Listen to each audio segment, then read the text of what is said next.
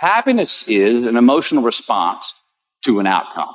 If I win, I will be happy. If I don't, I won't. It's an if-then, cause and effect, quid pro quo standard that we cannot sustain because we immediately raise it every time we attain it. You see, happiness demands a certain outcome. It is result reliant. And I say if happiness is what you're after, then you're going to be let down frequently and you're going to be unhappy much of your time. Joy, though. Joy is a different thing. It's something else. Joy is not a choice. It's not a response to some result. It's a constant. Joy is the feeling that we have from doing what we are fashioned to do, no matter the outcome. Now, personally, as an actor, I started enjoying my work and literally being more happy when I stopped trying to make the daily labor a means to a certain end. For example, I need this film to be a box office success. I need my performance to be acknowledged. I need the respect of my peers. All those are reasonable aspirations, but the truth is, as soon as the work, the daily making of the movie, the doing of the deed became the reward in itself for me, I got more box office, more accolades and respect than I ever had before. See, joy is always in process. It's under construction. It is in constant approach, alive and well in the doing of what we're fashioned to do and enjoying. Now, the easiest way to dissect success is through gratitude. Giving thanks for that which we do have, for what is working. Appreciating the simple things we sometimes take for granted. We give thanks for these things, and that gratitude reciprocates, creating more to be thankful for. It's really simple, and it works.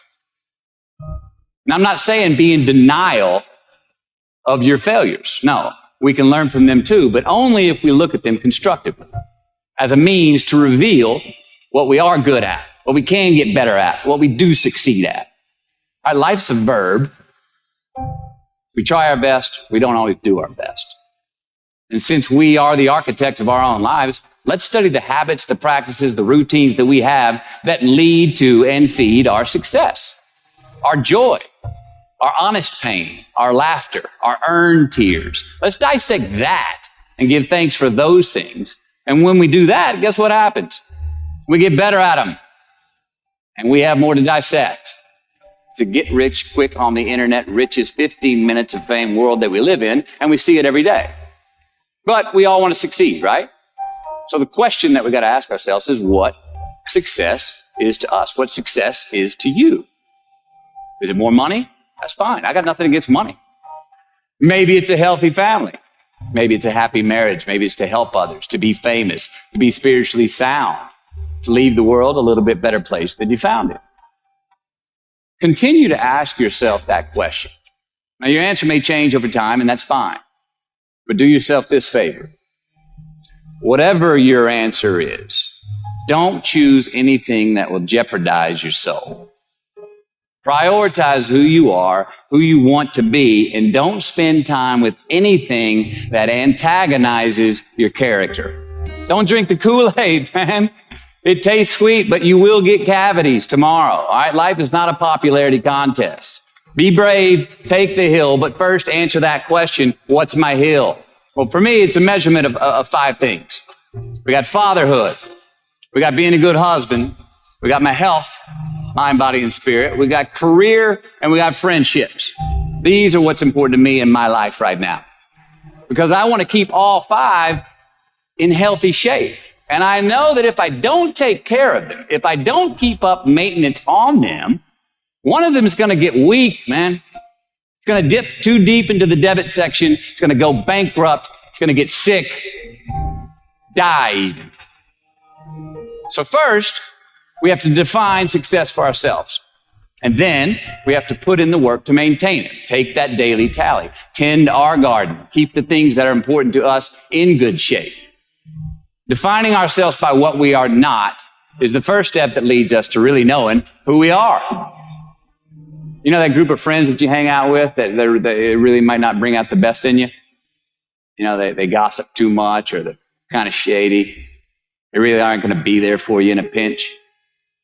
Or how about that bar that we keep going to that we always seem to have the worst hangover from? Or that computer screen, right? That computer screen that keeps giving us an excuse not to get out of the house and engage with the world and get some real human interaction.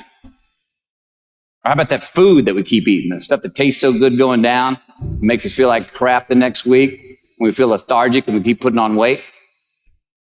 Well, those people, those places, those things, stop giving them your time and energy. Just don't go there. I mean, put them down. And when you do this, when you do put them down, when you quit going there, and you quit giving them your time, you inadvertently find yourself spending more time and in more places that are healthy for you, that bring you more joy. Why? Because you just eliminated the who's, the where's, the what's, and the when's that were keeping you from your identity. Like, trust me, too many options, I promise you this, too many options will make a tyrant of us all. Right, so get rid of the excess, the wasted time. Decrease your options. And if you do this, you will have accidentally, almost innocently, put in front of you what is important to you by process of elimination. Knowing who we are is hard. It's hard. Give yourself a break. Eliminate who you are not first, and you're going to find yourself where you need to be. Make voluntary obligations.